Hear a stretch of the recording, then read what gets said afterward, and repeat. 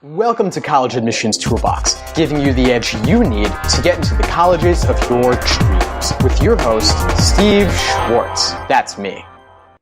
Today, we're talking with Shri Subramanian. Welcome to College Admissions Toolbox, Shri. How are you doing today? I'm doing great, thank you. How are you? I'm wonderful. Thanks so much for being on the show. Now, you've got a really exciting background. You're the daughter of a college dean, and you've spent over 30 years on college campuses. And you're also a mother, and now you're with Volv, and you're hoping to give young students the tools to make for a successful college application. Tell us a little bit more about you. I have been on college campuses, like you said, for 30 years. I've lived in and around college professors, and I've seen, my dad was a dean, and I've seen admissions processes from the inside. And really what has happened in the last few years is I used to work at Oracle in building their talent management products. And what's happened is I've come to realize that there is a real opportunity to help our high school students with some of the things that are nebulous, but really will help them understand not just how to apply to college, but how to do that same thing in their life over and over again, because it's not just college application, it's every job application, it's every time you look for an opportunity. Sure, absolutely. Can you maybe take us to the moment in time of a particular student that you've helped walk through those steps, a moment of inspiration or a light bulb moment that you've seen a student experience? I would actually go to a college admission story that's my own. It's been a long time. And this is actually my grad school application story. So I was doing my undergraduate, and right from the time I was in 7th grade, I was sure I wanted to be a physicist. I was just, I was a real nerd that way. And I went to a college. There wasn't a good physics program available to me. So I went to an engineering school and I did engineering in undergraduate, but I did have a path to physics from there. I knew I could go to grad school in physics, and I was reading physics textbooks and reading a lot of popular science books. And what is interesting that happened is that I was in my junior year, the end of my junior year, and I read this book by Roger Penrose. Roger Penrose is a famous physicist, and he's written a book called The Emperor's New Mind. And I read it, and the fortunate or unfortunate thing is that the book was not about physics. It turned out to be about computer science and human mind and artificial intelligence and the capacity of computers. And I was smitten. I just was taken by that book. And for a while I was conflicted because I felt like I was married to physics and I was having an affair with computer science, really. And finally, I decided to apply to computer science. And this is all the background for the real problem that I had. I'm at the end of my junior year. I'm a few months away from my application. I've not taken a single computer science course. I have no internships. In fact, I don't even know the subject very well. And I want to apply to computer science. How is somebody going to give me a chance? Like, what is it about me that's going to make them want to take a bet on me? Yeah, sure. I mean, you didn't really have the background, it seems. You just had this, exciting, inspirational experience, reading this book that wasn't even in the area you were necessarily expecting it to be. Is that right? Yeah. And so it took me a while to wrap my head around the fact that I wanted to do it. But when there is a will, there is a way. And so that summer, I found an engineering lab where a physicist I knew was working. I got an internship and I did some programming. And then I studied for the AGRE exam, which is kind of like the subject test or the AP exams that we take in high school for computer science. And I was so focused that I scored higher than any of the computer science majors in my college. Oh, wow. And that's great.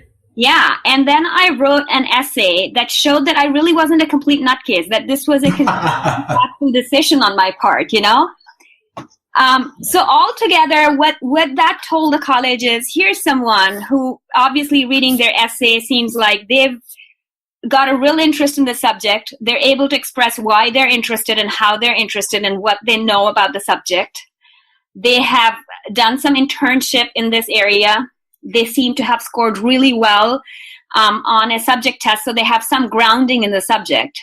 And so that together made a really good case. And I ended up with a full ride at 4 universities that were amongst the top 25. Oh, wow. That's amazing. 4 that were in the top 25. That's a huge success. That must have been, really against the odds, considering, it hadn't even been that long prior that you were not even too familiar with this field. Yes. And that's why I feel like, the thing that is there is if you really want to do something, there's always a way to do it. That it's not going to happen unless you really want to do it. There's so many valuable insights here, Shreya. I want to unpack it a little bit, so let's recap here. You read this book, it happened to be about computer science. You then go out and you find a professor to do research with, right? So could you walk us through the steps that led you to get that research assistant position? Because it seems like that was kind of a pivotal moment there as well. Yeah. So you're talking about at grad school, the research assistantship at grad school, or the one that I did in summer? The one that you did in summer that was more immediately after reading this book. Yeah. So it kind of set you on your path. Yeah. So I think the key thing over there was I knew what I offered. What I offered was that I had a passion for physics, and people who knew physics and understood that could understand where I came from. They really saw me as a smart person. So my entry into that internship was through a physicist. I went to this physicist who was working in a lab that had some, computer jobs and so forth. And I said, I really want to get this job. So you really have to kind of play up the things that are whatever leverage you have. And that was the leverage I had. I had this leverage that I was seen as a smart person by people who were in that field. And I knew people in that field who were working in different places. And I could go to them and say, give me this lowly computer programming job that nobody wants, and I will do it. And it didn't matter to me how much I was earning. It didn't, I was just really easy on everything else. I just said, I want this opportunity. I want to be able to do it. And I was upfront about the fact that I really don't know a whole lot of computer science, but trust me, I'll learn it. And the only reason he was able to take me on that trust was because he'd seen me in a different area and a different field and knew that I was a fast learner and I really was trustworthy and I was going to do it. So really leverage the skills that you have to open up doors to opportunities you don't.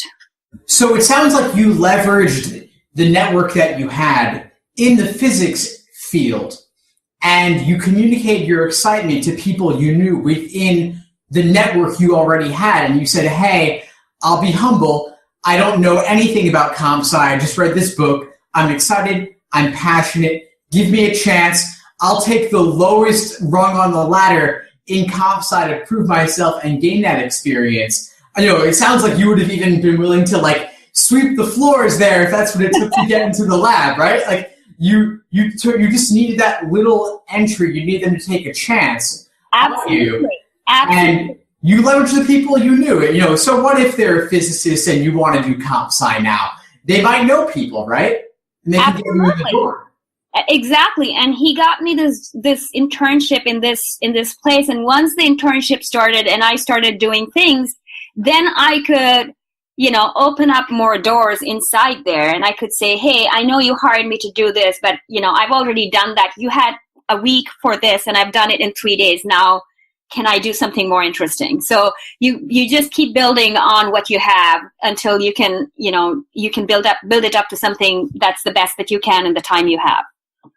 Well, that's really exciting. I mean, you had so many successes along the way. I'm wondering if there were any roadblocks or obstacles or kind of worst moments that you experienced on this journey. Can you maybe share with us one of those, and then we'll get into some of the lessons learned? Absolutely. So like I said, these are not just college admissions. These are every time you're looking for a new opportunity. And that could be when you're asking someone to join your team, when as a startup, when you're going up for funding, when you're applying for a job, and so forth. And so I want to talk about this one moment I had. This was back in 2001. And that's when the dot-com burst had happened. And I had a little baby who had just been born December of 2000. So you know how young she was. And the company I was working for was really sinking. And I was out there interviewing, trying to get a new job. And I got an interview from Sun Microsystems, which was, it doesn't exist now, but it was really the Oracle or IBM of the time. And it was attractive to me because it's a big, stable company. I have a baby. We've just bought a house. We have a huge mortgage, and I needed something stable. And I went for the interview, and I was a shoo-in. I mean, I had exactly what they wanted. So by the time the third person on the panel was speaking to me, they had kind of made their decision, because after that, everyone was just trying to sell the job to me. They weren't really interviewing me. But I also realized some other thing, which is that I was not going to learn anything at that job. I was just going to use some skills that I'd already gained. What they were working on, the projects they were working on, they were good people, but those did not interest me. So whatever I could learn didn't seem interesting to me. So I'm sitting at the interview really trying to figure out, I have this job literally almost final, and I need to convert this into an opportunity that actually makes sense to me. And so when the last person came in, he didn't even, he skipped all the formalities, and he just asked me, he said, what do you need? What can we do for you? And I started talking to him, and within the first 5 minutes, it just slipped out of me. I just said, what's the policy for transfers within Sun? And he told me, I'll find out and let you know, and he walked me right out. And I never heard back from them. And I have had so many interviews that I've failed. I have had so many applications that have never actually turned into an interview. But I have to say that this was the worst, where you have it in your hand, you can feel it, you can grasp it, and then you basically throw it away. It didn't slip out. I threw it away. Well, I mean, what do you make of that? I think the thing, it took me a long time to kind of first to accept it, and then to kind of figure out what it meant for me and what it meant in general for how I would deal with situations like that. And really the lesson that came out for me was, don't waste your time and other people's times on opportunities that you truly don't care about. Because one of two things will happen. Either you will not get it, or you'll end up miserable after you get it. That's a really valuable insight here. I mean, the idea that you could have gotten this job, but it wasn't the right fit. Exactly. And I mean, that's the parallel for colleges. I mean, people look at safety colleges a lot of times. I even don't like the word safety. They look at it as, what is the college that would just take me because I'm too good for them? And it's just the wrong way to approach it, because if you don't want to go there, then it's not the right college for you anyway. No, absolutely. It's almost like I'm almost going to make a different analogy for a second, which is like, let's say, you're single and you want to get a boyfriend or a girlfriend, but you can't get who you really want, so you're going to settle for someone who you don't really want just to not be alone. Maybe it's better to be single for a little while and keep looking. So let's say, you're applying to colleges, apply to where you want to go. You could apply to, one that's, a target school or one that's a reach, but you could also take a gap year if you don't get in anywhere. You don't necessarily want to apply somewhere you wouldn't really be happy. And yes, just like you kind of mentioned at this interview, what are my options for getting in the door and then transferring? Transferring within college, from one college to another, isn't always so easy and isn't always the right path. I'm not saying it's never the right way to go, but a lot of times it's also not the best way to go to go somewhere and then transfer at the same time. Yeah, no, absolutely. I think a lot of people start thinking about backdoor ways to get somewhere too early. And I think some of it depends on personality too. I have two friends who have, one has a son and one has a daughter, who are both in that time where they're starting to think about college. And the girl has a 4.0 GPA. She's been like a straight A student throughout and so forth. And then she kind of, there was this one AP course she took in her junior year that she didn't do too well on, and she got a B. And she is so underconfident that she's already talking about, hey, maybe the way to get into my top colleges is to go somewhere where I can do it 2+3 or 3+2, whatever. I can go to another college that has then a program with this other college and so forth. And the guy, he's a good student, but he's not a 4.0. He's not a straight A student. He is so confident. It's almost like, they should be so happy as to take me. And I really feel that the attitude you bring to things is going to also somewhat determine your outcome. So instead of really always starting to think about what is the backdoor way, what is the way that I can get, it's sort of like exactly what you said. I mean, you don't start dating the person you don't want to date just because you want to date their friend. Yeah, exactly. I mean, you're kind of wasting your time and that person's time. Instead of holding out for what you really want and pursuing what you really want, or seeking a different opportunity elsewhere. Exactly. And I think there are a lot of, just because a college will take you easily doesn't mean that it's a good or a bad college, but really thinking about that fit and finding out and then going after the colleges that are a good fit for you. Yeah, absolutely. And I even want to take it back to another level, which is how you spend your time with extracurriculars and with classes too.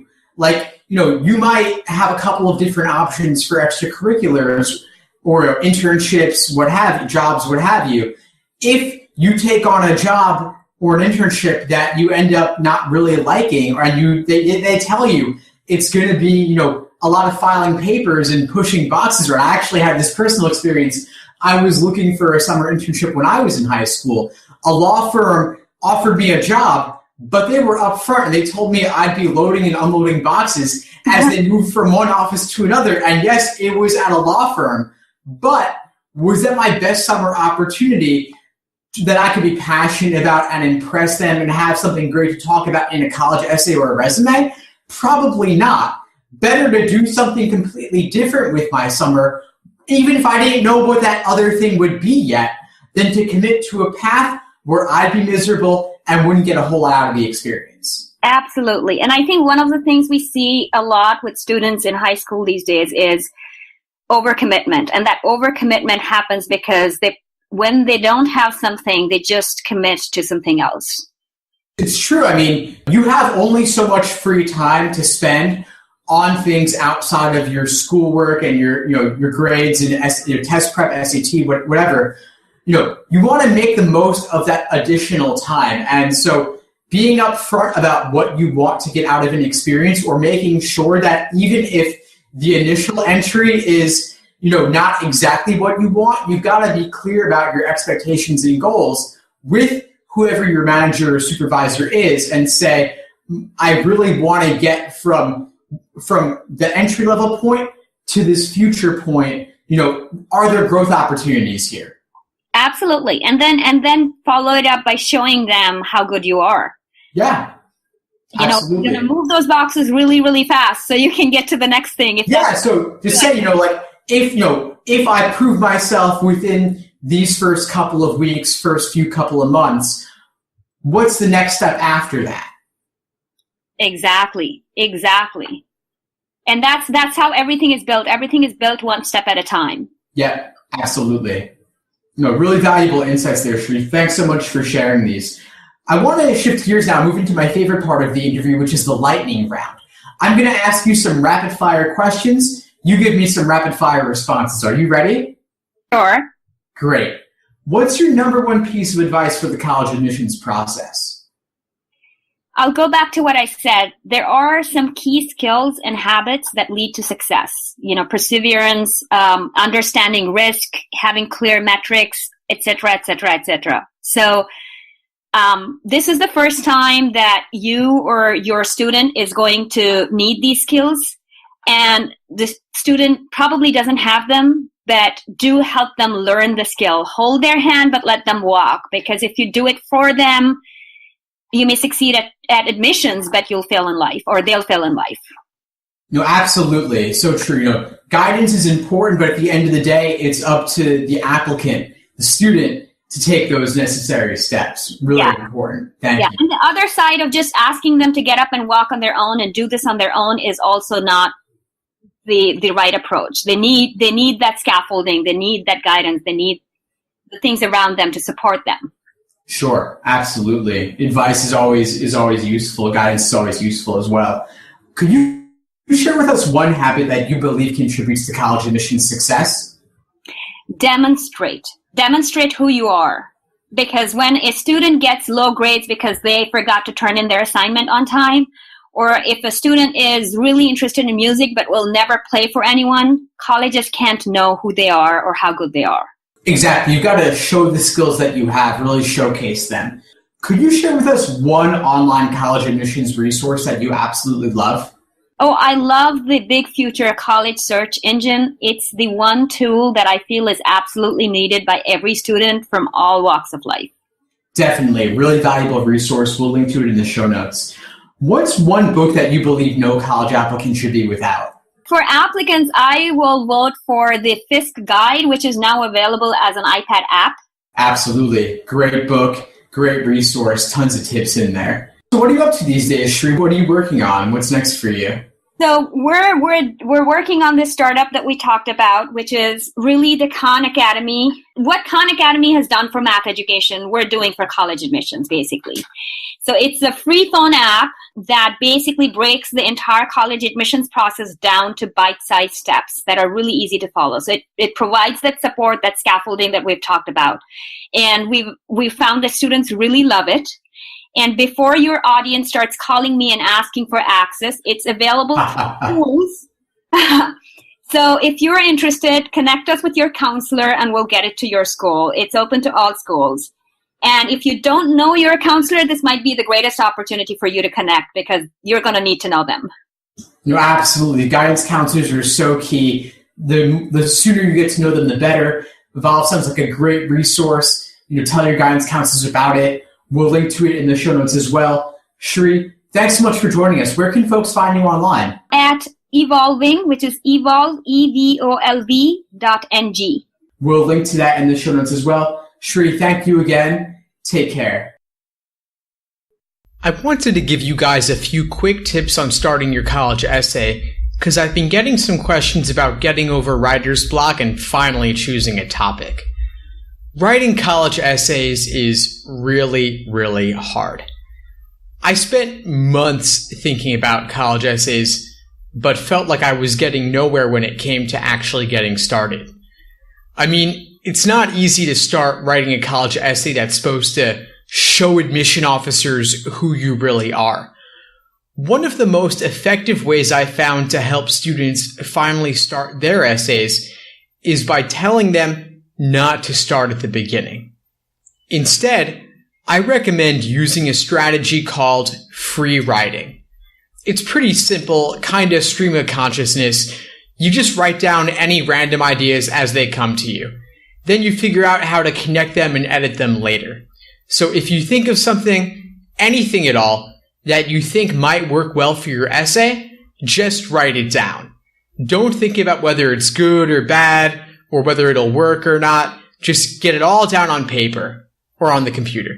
I've seen so many students write the best sentences of their essays only after they do a lot of free writing. And when you write, you can use any style that works for you.